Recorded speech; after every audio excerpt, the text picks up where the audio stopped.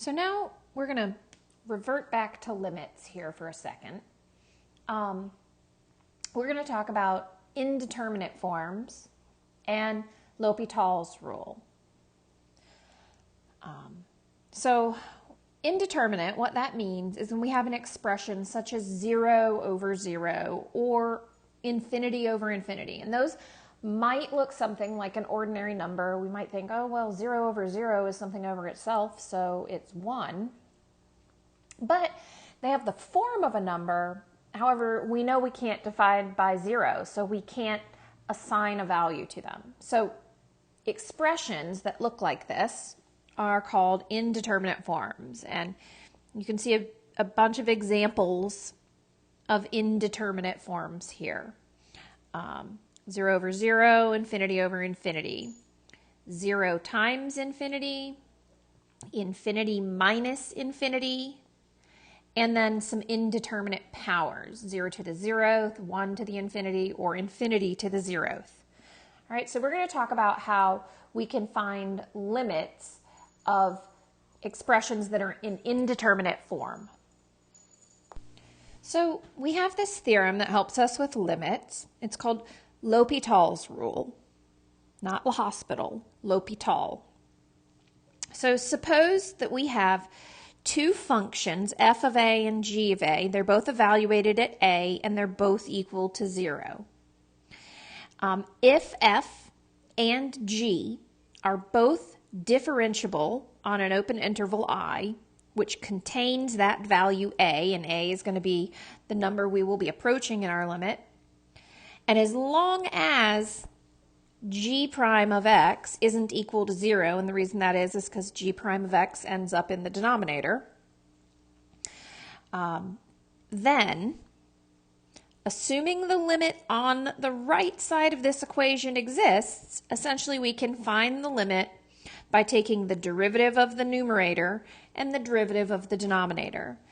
And typically when I do this, because it's kind of or it seems like it may be illegal mathematics, I will put an L'(H) to signify that step, the reason it's equal is because I applied L'Hopital's rule. Okay, so basically we can find the limits of things in indeterminate form.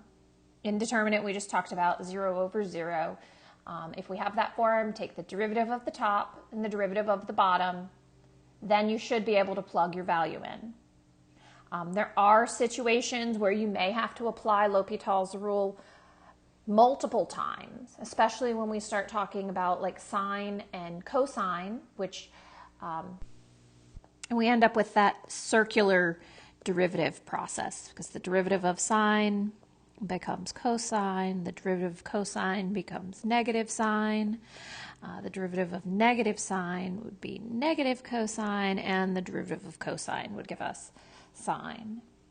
So we're going to start with this 0 over 0 as our indeterminate form.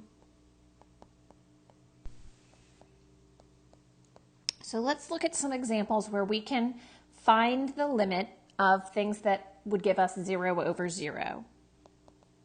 So in this case, we're going to find the limit as x goes to 0 of 3x minus sine x divided by x. And so if we look at this, remember when we try to find the value of a limit, we want to plug in 0 for that x value. And in this case, if I did that, I would say 3 times 0 minus the sine of 0 over 0. 3 times 0 is 0. Take away the sine of 0, which is 0 over 0.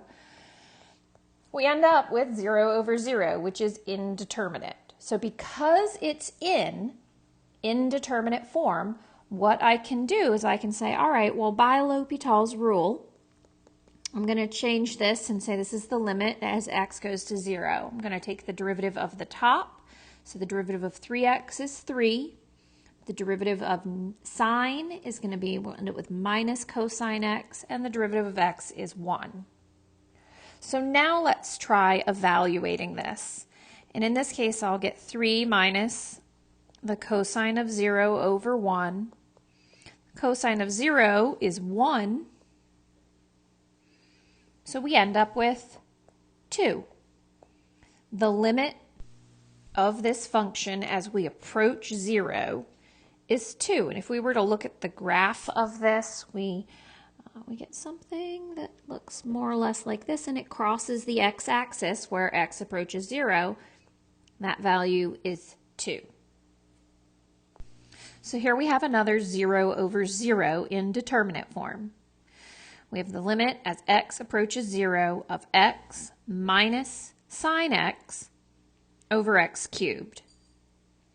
So again, if we were to plug 0 in, if we took this 0 and I put it in for all of my x values, I would get 0 over 0, which is an indeterminate form, and we can't have that.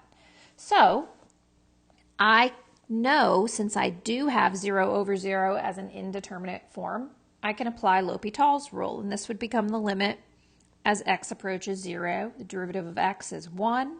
The derivative of sine is again cosine x. And the derivative of x cubed in the denominator is 3x squared. So let's look at what would happen if I go and plug that 0 in for both of these x's again. And I would get 1 minus the cosine of 0 over 3 times 0 squared. Cosine of 0 is 1, so 1 minus 1. I still end up with 0 over 0. So this is still indeterminate. Because it's still indeterminate, I'm going to apply L'Hopital's rule again.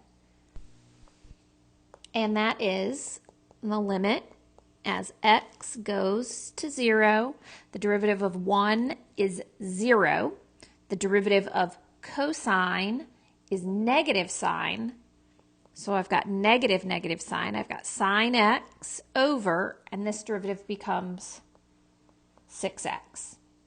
So looking at this again, I end up with sine of 0 over 6 times 0 when I go to plug that 0 value in for both of those,